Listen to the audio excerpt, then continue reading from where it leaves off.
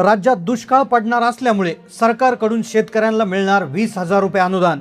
शेतकऱ्यांसाठी अतिशय आनंदाची बातमी आली। केंद्र सरकार आणि राज्य सरकार मिळून शेतकऱ्यांना पेरणीसाठी 20,000 रुपयांची मदत या 14 जिल्ह्यांमध्ये आता देणार आहेत।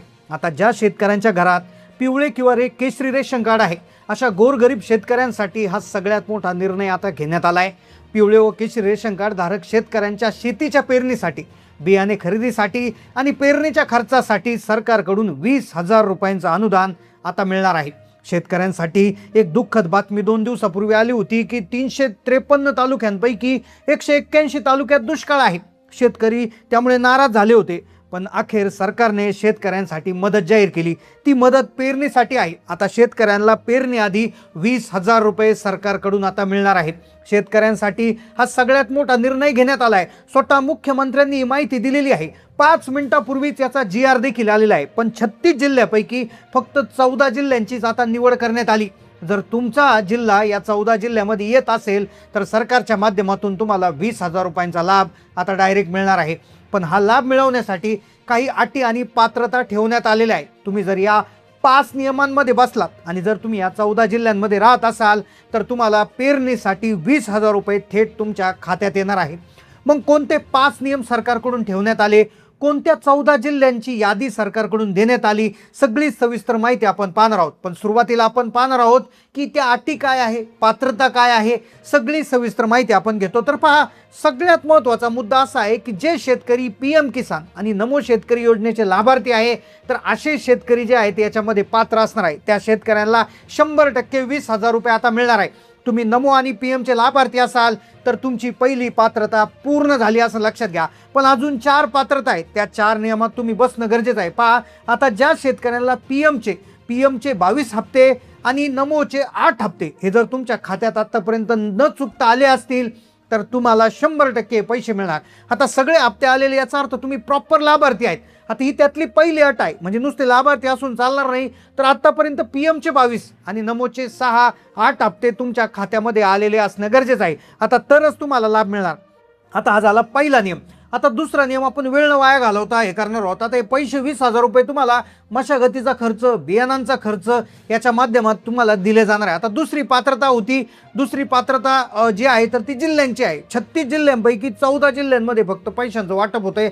मग त्या 14 जिल्ह्यांची यादी लगेच तुम्हाला वाचून दाखवतो। पण त्याआधी तिसरी पात्रता काय आहे ती आपण पाहतोय की जी आहे पिवळे किंवा केशरी रेशन कार्ड। आता पहा, पिवळे किंवा केशरी याच्यापैकी कोणतं तरी एक रेशन कार्ड तुमच्याकडे असलाच पाहिजे तरच तुम्हाला लाभ त्या ठिकाणी मिळणार आहे। आता पहा, पिवळे केशरी रेशन कार्ड असेल तर लाभ मिळेल। आता पिवळे केशरी रेशन कार्डची अट का घातली? कारण की पिवळे केशरी रेशन कार्डचा अर्थ असा होतो की तुमचं उत्पन्न जे आहे ते कमी आहे। आता पहा, दुसरी अट झाली रेशन कार्डाची। आता पुढची अट जी आहे ती अतिशय लक्षपूर्वक आहे का, ती म्हणजे तुमच्या घरामध्ये कुणी सरकारी कामाला नसावा किंवा सरकारी पेन्शन कुणी घेत नसावा, सरकारी नोकरीला नसावा। पहा, सरकारच्या माध्यमातून आता सांगण्यात आले की बऱ्याचशा शेतकऱ्यांचं काय होतं की वडील आई पूर्वी सेवेमध्ये होत्या किंवा शिक्षक होते, पोलीस होते किंवा मुलगा सरकारी नोकरीला लागलाय, आर्मीमध्ये भरती झालाय, तर अशा प्रकारच्या लोकांना लाभ मिळणार नाही। तर ही महत्त्वाची अट आहे। पहा, आता पहिली अट होती PM किसान नमो शेतकरी योजनेची, त्यानंतर दुसरी अट होती पिवळे केशरी रेशन कार्डाची आणि तिसरी अट सरकारी कर्मचारी किंवा सरकारी पेन्शन घेतलेला नसावा।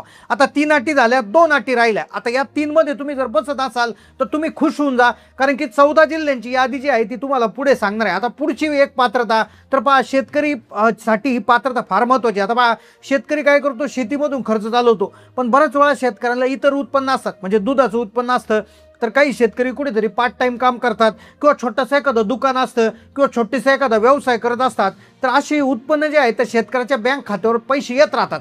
तर पहा, सरकारने यासाठी विशेष नियमावली लावली। पहा, मागच्या वर्षी 2025 मध्ये, म्हणजे 1 एप्रिल 2025 पासून 31 मार्च 2026 पर्यंत तुमचं जे उत्पन्न आहे ते तुमच्या उत्पन्नाच्या दाखल्यावरचं जे उत्पन्न आहे ते 2.5 लाख रुपयापेक्षा कमी असणं गरजेचं आहे। तर ही उत्पन्नाची मर्यादा आहे।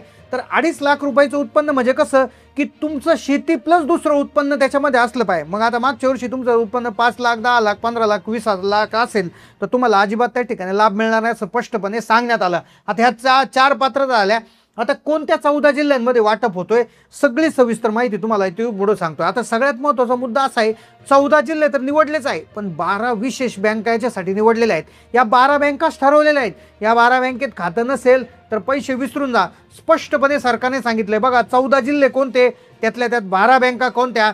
आता सगळ्यात आधी 12 बँकांची यादी जाणून घेतोय. पहा 12 बँका, त्याच्यात तुमचं खातं गरजेचं आहे. पहिली बँक पहा युको बँक. युको बँकमध्ये तुमचं खातं असेल लाभ मिळेल. दुसरी आहे इंडियन बँक. इंडियन बँकेमध्ये तुमचं खातं असणं आवश्यक आहे. पुढची गोष्ट, पुढची बँक जी आहे म्हणजे ती म्हणजे कॅनरा बँक आहे. पुढची बँक, त्यानंतर कॅनरा बँकेत खातं असले तरी चालणार आहे. पुढची त्याच्यानंतरची बँक आहे पहा bank of India. Bank of इंडियामध्ये जर तुमचं खातं असेल तरी पैसे मिळतील. पुढची बँक आहे युनियन बँक. त्यानंतर सगळ्यात महत्त्वाची बँक आहे पहा state bank of India. State bank of इंडियामध्ये जरी तुमचं खातं असेल तरी तुम्हाला पैसे मिळतील. पुढची बँक आहे पहा Punjab national bank. Punjab national बँकमध्येही पैसे त्या ठिकाणी येणार आहे. त्यानंतर ICICI ही खाजगी बँक आहे, तिच्यामध्येही पैसे त्या ठिकाणी येणार आहे. त्यानंतर बँक ऑफ महाराष्ट्र. आता ज्या बँकेमध्ये शेतकऱ्यांचं खातं असेल त्याच्यामध्ये पैसे येणार आहे. त्यानंतर पुढची बँक आहे पहा post office bank. Post office बँकेमध्ये तुमचे पैसे जमा होणार आहे. त्याच्यामध्ये आता या बँका सगळ्या चालतात. आता मग या व्यतिरिक्त सहकारी बँका असतील, पतसंस्था किंवा जिल्हा बँका असतील तर याच्यामध्ये कदाचित थोडासा प्रॉब्लेम येऊ शकतो. पण नॅशनलाइज बँकेमध्ये खातं असणं गरजेचं आहे. आता ही झाली बँकांची यादी. आता जिल्ह्याची यादी. कोणत्या 14 जिल्ह्यामध्ये पैसे मिळणार त्याची यादी आपण पाहतो. यामधला पहिला जो जिल्हा आहे तो शेतकरी जिल्हा म्हणजे लातूर जिल्हा. त्यानंतर पुढचा जिल्हा जो आहे तो हिंगोली जिल्हा. हिंगोलीमध्ये तुम्ही राहत असाल तर पैसे मिळतील. तुम्ही तिथे शेती करत असाल तर 20,000 रुपये तुमच्या खात्यात येणार. पिवळं केशरी रेशन कार्ड गरजेचं. त्यानंतर पुढचा महत्त्वाचा जिल्हा वाशिम जिल्हा. वाशिम जिल्ह्यामध्ये देखील पैशांचा लाभ जो आहे तो मिळणार आहे. त्यानंतर अकोला जिल्ह्यामध्ये देखील मोठ्या मेहनतीने सरकार पैसे देत आहे. त्यानंतर बुलढाणा जिल्ह्यामध्ये देखील शेतकऱ्यांना सरकारच्या माध्यमातून लाभ मिळतोय.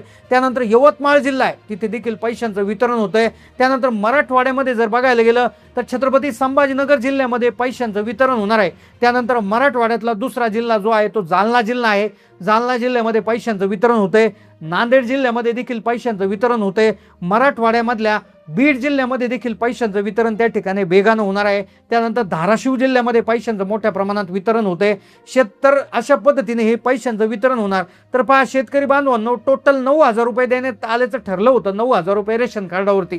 तर रेशन कार्डावरती हे विशेष जे अशी याच्यामधली अट अशी आहे की ज्या घरामध्ये शेतकऱ्याने आपलं टोकाचं पाऊल उचललंय, आपलं त्या ठिकाणी तो शेतकरी आता तिथे राहिलेला नाही, त्याचा अंत झालाय आणि ती महिला तिथे रेशन कार्ड धारकावर प्रमुख महिला किंवा कुटुंब प्रमुख म्हणून रजिस्टर्ड आहे.